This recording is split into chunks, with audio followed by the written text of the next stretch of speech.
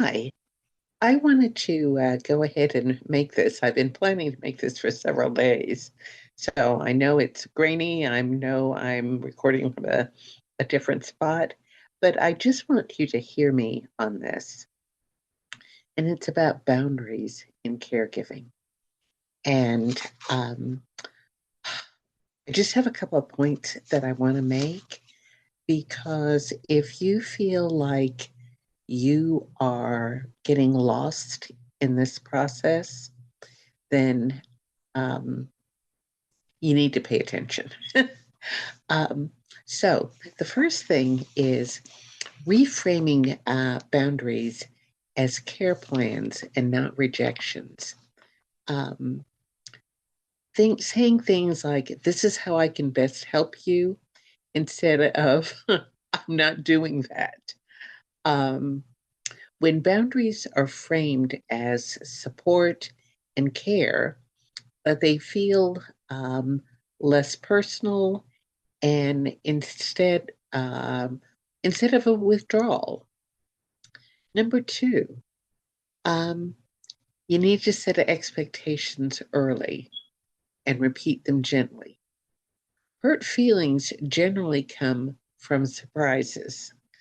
Um, for example, when you're available and when you're not. Um, what you can do and what you can't do.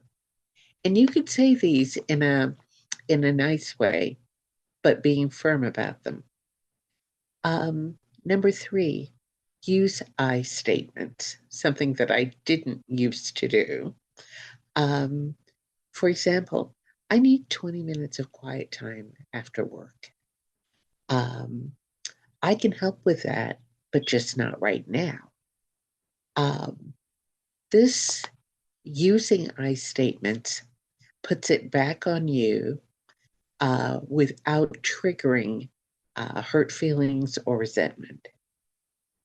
Number four, offer choices within your availability. The person that you're caring for probably already feels a certain loss of control. And so things like, would you rather I do this today or tomorrow? Or I could help now for 10 minutes, or I can help later this evening.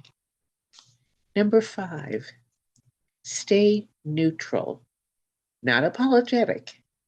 Um, so being calm and steady and being careful not to um, over justify, because then it starts to feel a little bit like maybe your boundaries aren't right. And you know deep inside what your boundaries are. Number six, you want to separate your emotional support from task support. You can still validate someone's feelings, like, I hear that you're frustrated. I know that this is hard, without um, going ahead, going ahead and taking on whatever task role that you've been asked to do. And number seven, hold the boundary even when the guilt and shame show up. Um, it's not that uh, you don't care. That's a whole other talk show and a whole other video. But kind consistency builds trust. Otherwise, what happens is the boundary dissolves, resentment grows, and then burnout follows. And I guess I just want you to remember one thing: boundaries don't really harm relationships, but resentment absolutely does.